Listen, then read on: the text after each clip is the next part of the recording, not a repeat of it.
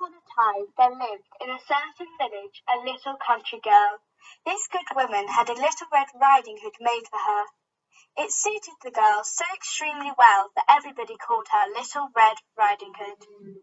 One day her mother, having made some cakes, said to her, "Go, my dear, and see how your grandmother is doing, for I hear she has been very ill. Take her a cake and this little pot of butter." Little Red Riding Hood set out immediately to go to her grandmother, who lived in the other village. As she went through the woods, she met with a wolf, who had a very great mind to eat her up, but he dared not, because of some woodcutters working nearby in the forest. He asked her where she was going. The poor child, who did not know that it was dangerous to stay and talk to a wolf, said to him, "I'm going to see my grandmother, and I'm carrying her a cake and a little pot of butter from my mother."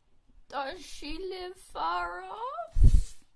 "Oh, I say, it's beyond that mill you see there, at the first house in the village." Well, I'll go and see her too. I'll go this way and you go that, and we will see who will be there first. The wolf ran as fast as he could, taking the shortest path, and the little girl took a roundabout way, entertaining herself by gathering nuts, running after butterflies, and gathering bouquets of little flowers. It was not long before the wolf arrived at the old woman's house. He knocked at the door. "Who's there?" Your grandchild, Little Red Riding Hood, has brought you a cake and a little pot of butter sent by mother. The good grandmother, who was in bed because she was somewhat ill, cried out, "Pull the bobbin and the latch will go up." The wolf pulled the bobbin and the door opened, and then he immediately fell upon the good woman and ate her up in a moment, for it had been more than 3 days since he had eaten.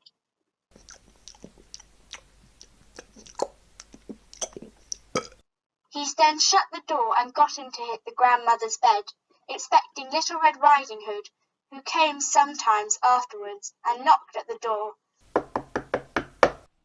Who's there? Little Red Riding Hood, hearing the big voice of the wolf, was at first afraid, but believing her grandmother had a cold, and with hoarse answered, "It's your grandchild, Little Red Riding Hood, who's brought you a cake and a little pot of butter mother sent you."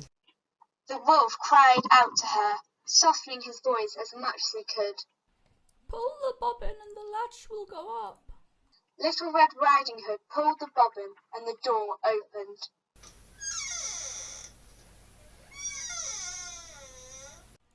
Put the cake and the little pot of butter upon the stool and come get into bed with me. Little Red Riding Hood took off her clothes and got into bed.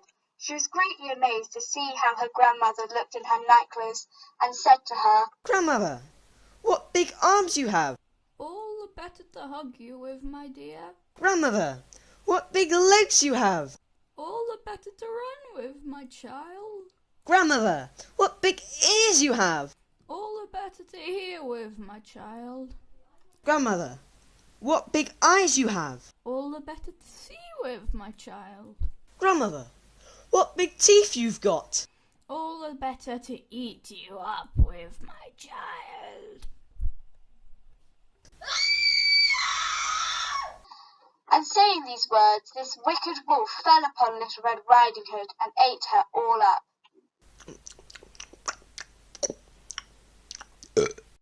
Meanwhile, a woodcutter heard the screams and came running. The woodcutter forced his way into the house and came face to face with the wolf, who smiled wickedly. You think you can stop me? Yeah.